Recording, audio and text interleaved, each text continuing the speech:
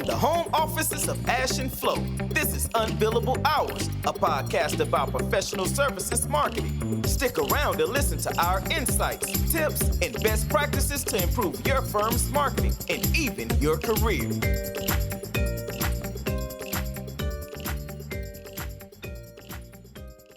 Welcome, everybody, to this new episode of Unbillable Hours with just Ash, welcome, and myself again.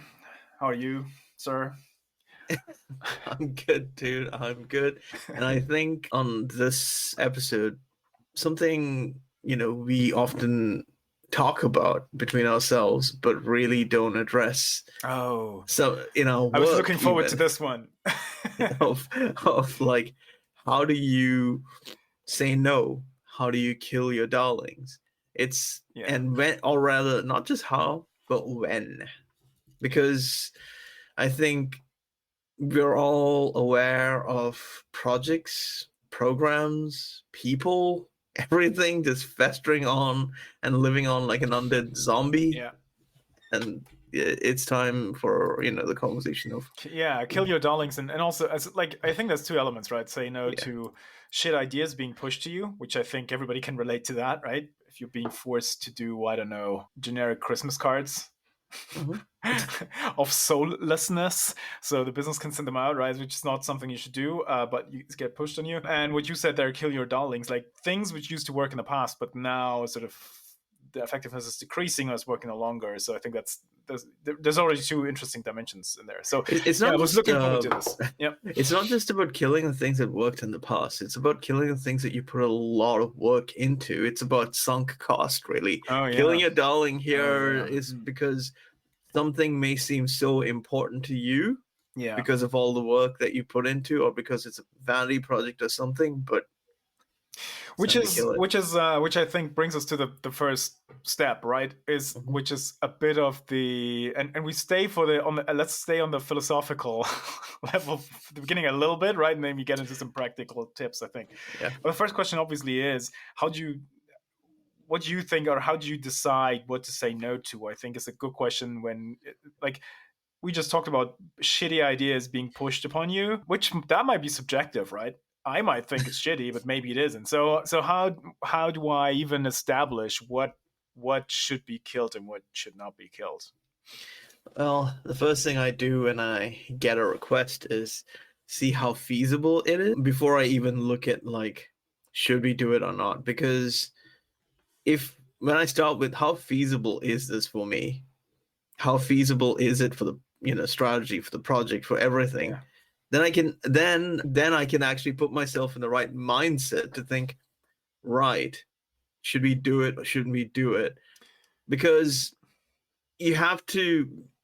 Okay, time is a valuable resource for everyone, and you have to start with the feasibility immediately, rather than saying, oh, this is so important and this is so like, I've seen plenty of charts that say, oh, this is high value, low impact, high value, low impact, all that kind of stuff. And that's just that just doesn't tell you anything.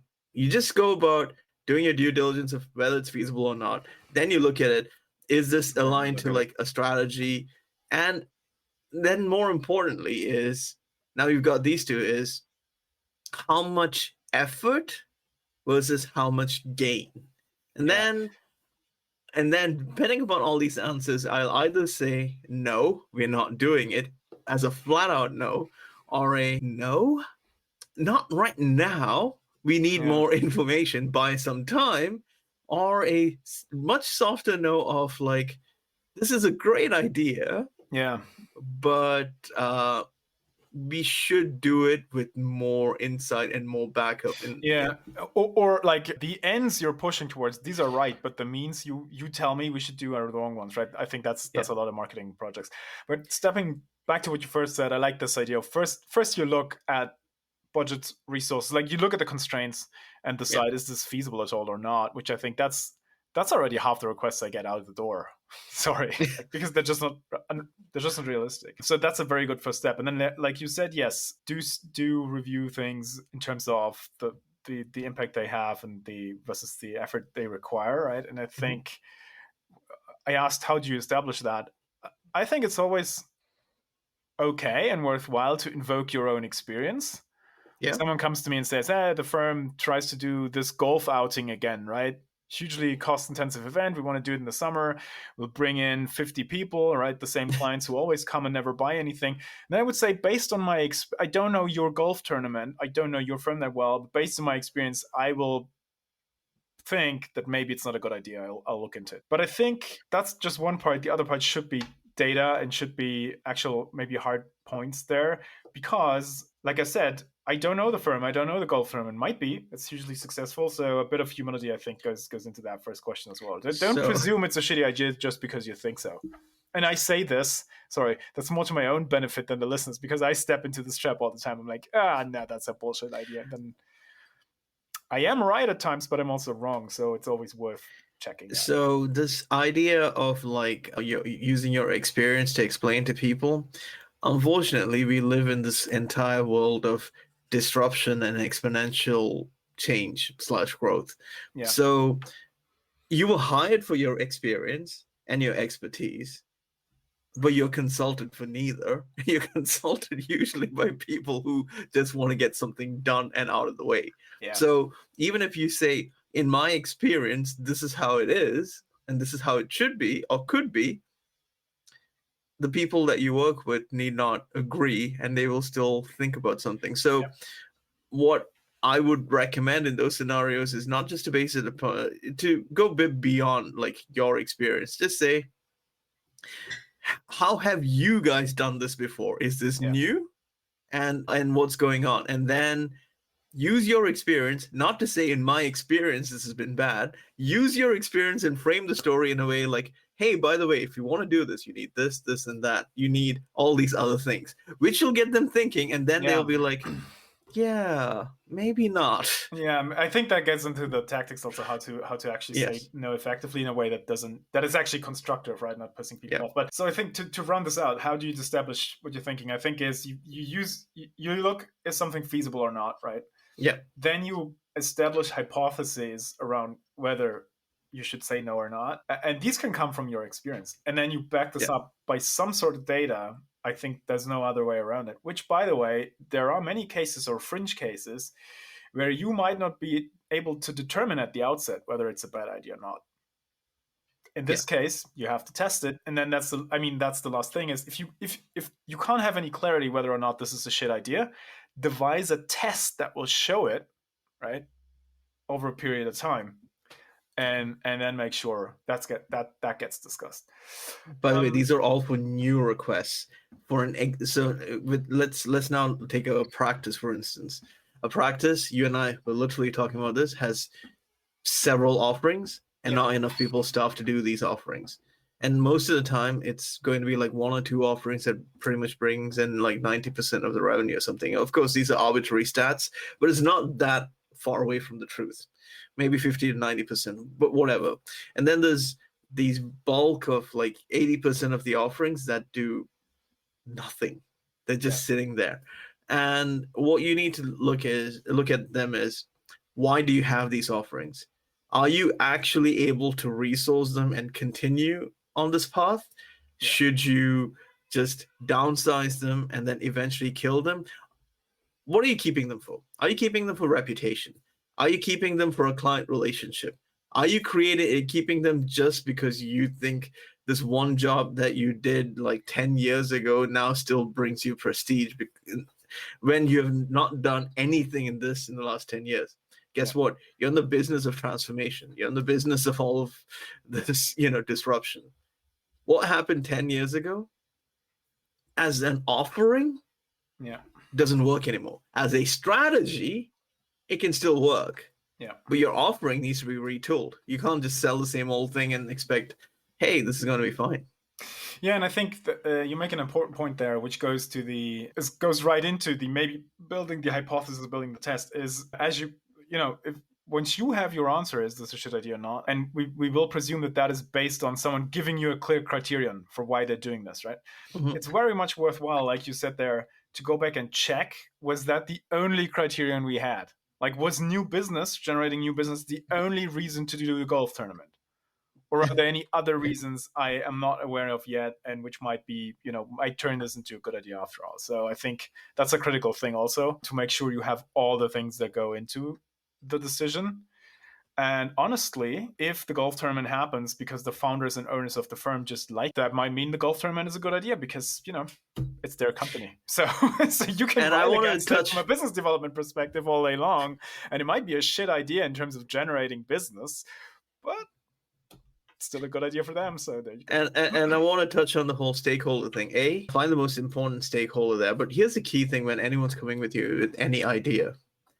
Can they articulate it? And can they answer your questions? If the answer to both of them is no, skip it. Because if someone comes with some vague thing that they can't even articulate, especially the why, what's the entire point? If there's not a single stakeholder who can explain why we're doing it, and their whole thing is because this person said so, because it'll bring business, which are not really proper criteria, it's just like people just doing things, then it's not really worth following. You need to find at least one stakeholder who's key, who knows the reason. Yeah.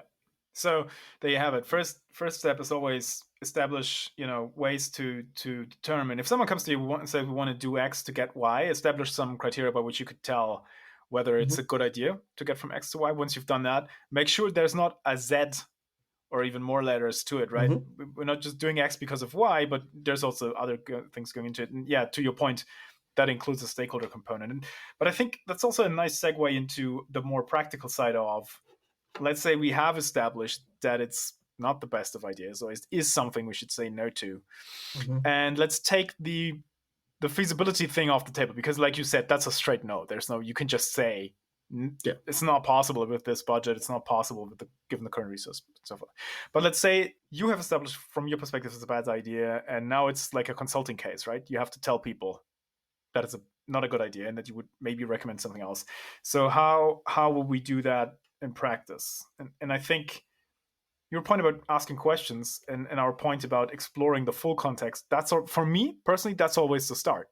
I don't go back and say, I think it's a shit idea and you should scrap it. I go back and say, well, can I ask more about the intentions behind this here to make sure I'm fully, like,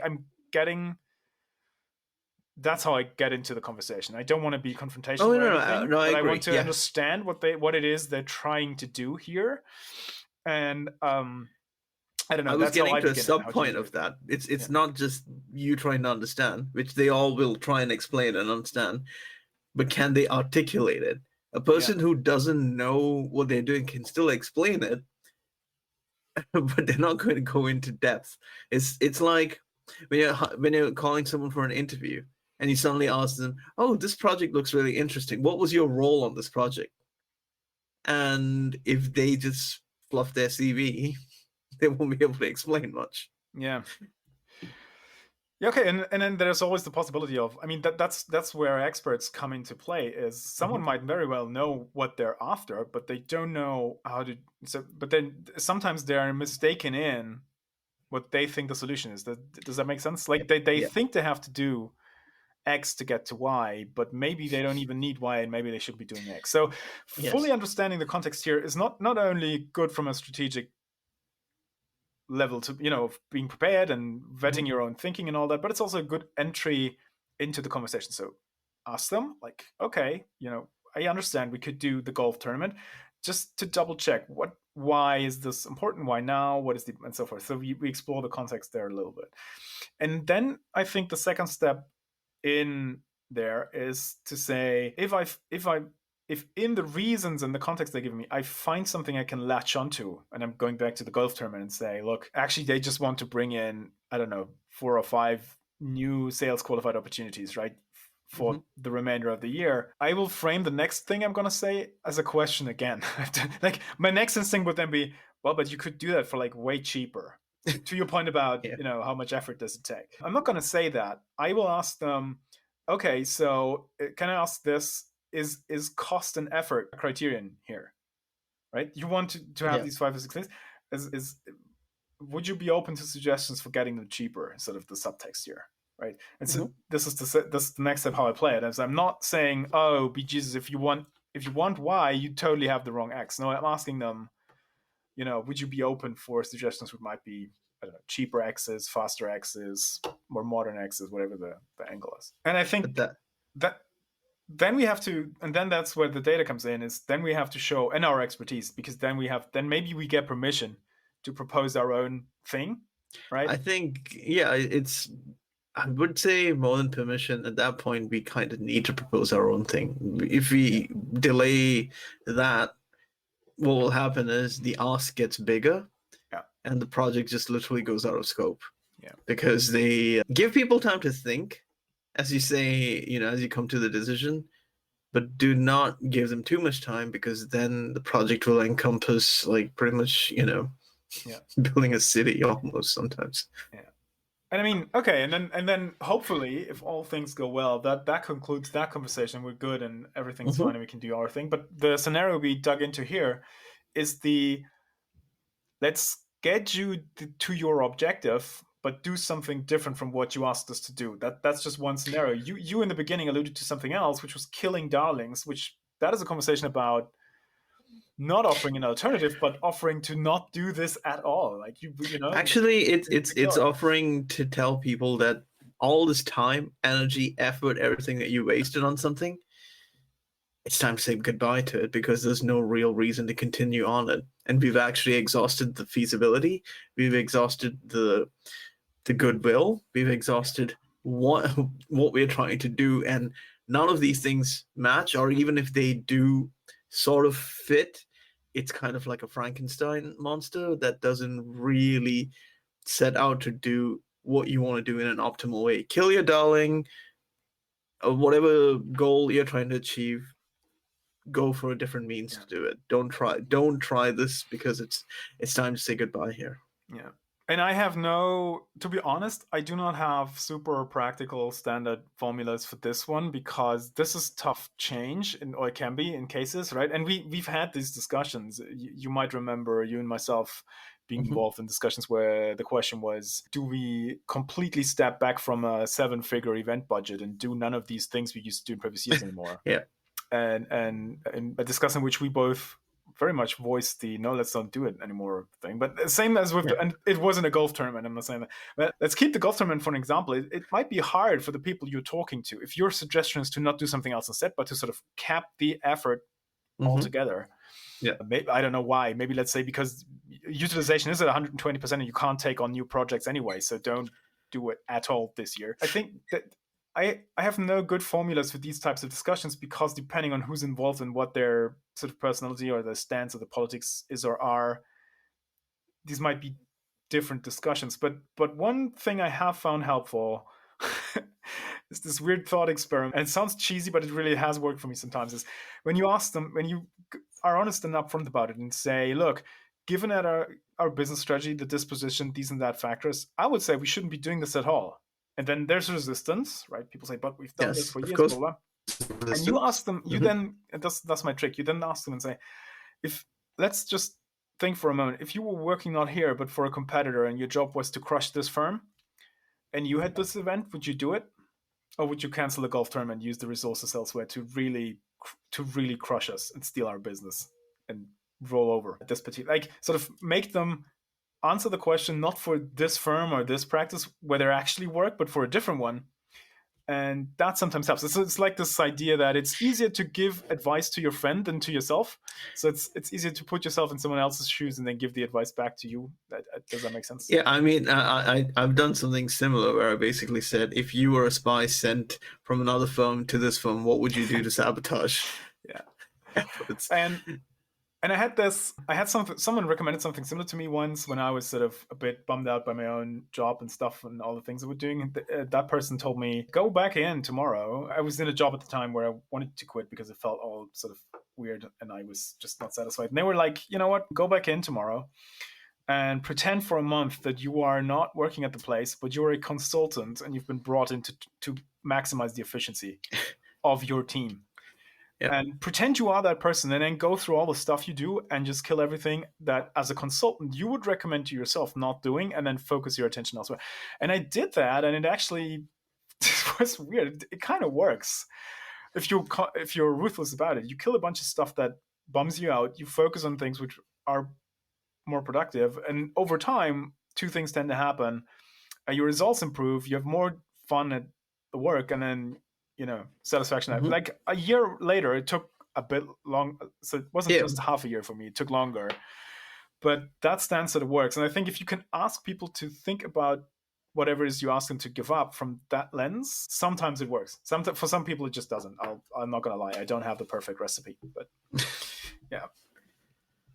But yeah, I think looking at the time, it is time to kill this episode. It's time to kill this, darling. I could have gone on for a little bit and talk about how to deal with the pushback, which you sometimes get. But maybe that's for another episode. Yeah, I think that's for another episode. Yeah. All right. Let's wrap this here. I'm going to stop the recording. Have a very good weekend. I hope you have better weather. Yeah, have a great weekend, guys. Speak soon. Bye-bye. Speak soon. Bye. Thanks for listening to Unbillable Hours. If you want more, tune in next week. You know where to find us.